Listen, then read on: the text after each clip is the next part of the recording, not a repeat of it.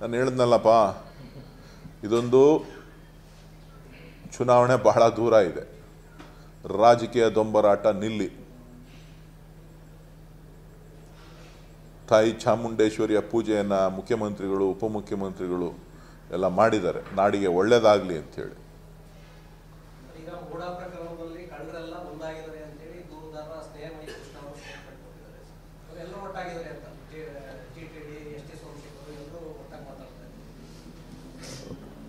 ಈಗ ಅವ್ರ ಕೆಲಸ ಏನು, ದೂರು ಕೊಡಬೇಕಾಗಿತ್ತು, ದೂರು ಕೊಟ್ಟಿದ್ದಾರೆ. ಅವರ ಅಪೀಲ್ ಏನಿತ್ತು ತನಿಖೆ ಮಾಡಬೇಕು ಅಂಥೇಳಿ ನ್ಯಾಯಾಲಯ ಅದನ್ನು ಮನ್ನಣೆ ಮಾಡಿದೆ.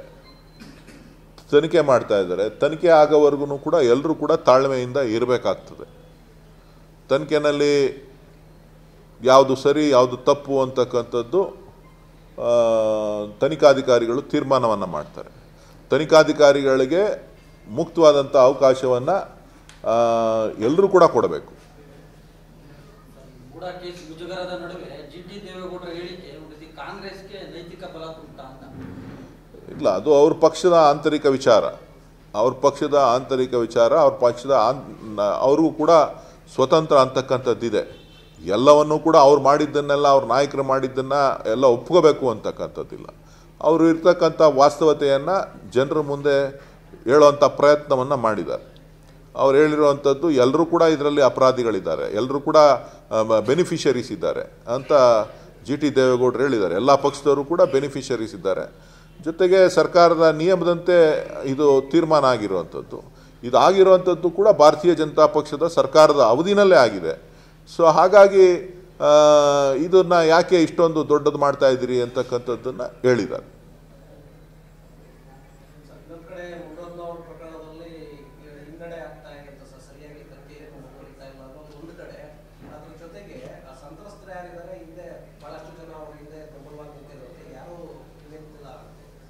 ನನಗೆ ಅದರ ಬಗ್ಗೆ ಗೊತ್ತಿಲ್ಲ.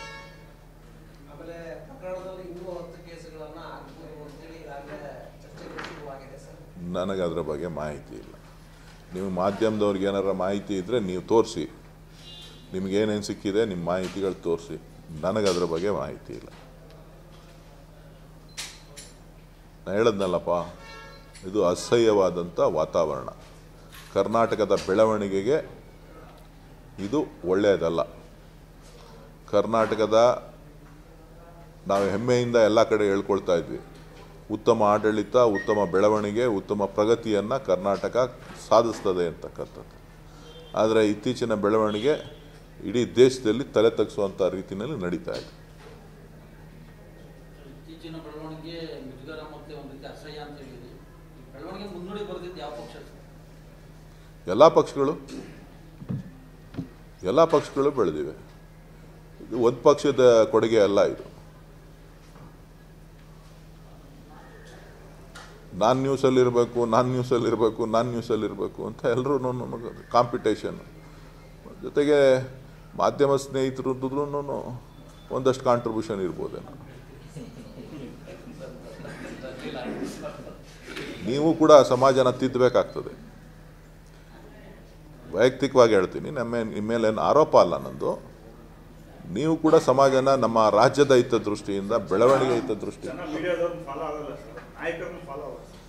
ಇಲ್ಲ ನಾಯಕರ ಬಗ್ಗೆ ಬೇಸತ್ತೋಗಿದ್ದಾರೆ. ಬೇಕಾದ್ರೆ ನೀವು ಹೋಗಿ ಇಂಟರ್ನಲ್ ಸರ್ವೆ ಮಾಡಿ. ನಾಯಕರುಗಳ ದಿನನಿತ್ಯದ ಪ್ರತಿನಿತ್ಯದ ಈ ಒಂದು ಏನು ಜಂಜಾಟಗಳು, ಹೇಳಿಕೆಗಳು ನಡೀತಾ ಇದೆ, ಇದೊಂಥರ ಮಸಾಲೆ ಇದ್ದೆ. ಅದು ದಿನ ನಡೆಯೋದಿಲ್ಲ. ಅದು ಸ್ವಲ್ಪ ದಿನಕ್ಕೆ ಹೋದರೆ ನಾನು ಆಗಲೇ 2-3 ಪದ ಹೇಳಿದ್ದೀನಿ ನೀವು ಬರೋಕ್ಕಿಂತ ಮುಂಚೆ. ಅದನ್ನು ರಿವೈಂಡ್ ಮಾಡ್ಕೊಂಡು ನೋಡ್ಕೊಳ್ಳಿ.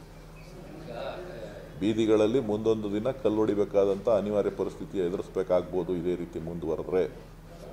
ಒಂದು ಪಕ್ಷದವರಲ್ಲ, ಎಲ್ಲ ಪಕ್ಷದವರು. ಬಿ ಜೆ ಪಿಯಲ್ಲಿರ್ತಕ್ಕಂಥ ವಿಚಾರಗಳಿರ್ಬೋದು, JDSನಲ್ಲಿರ್ತಕ್ಕಂಥ ವಿಚಾರಗಳಿರ್ಬೋದು, ಪ್ರತಿಯೊಬ್ಬ ಪಕ್ಷದ್ದು ನಾನು ವಿಚಾರಗಳನ್ನು ಹೇಳ್ತಾ ಹೋಯ್ತು ಅಂದರೆ ಭಾಳ ದೊಡ್ಡದಾಗ್ತದೆ.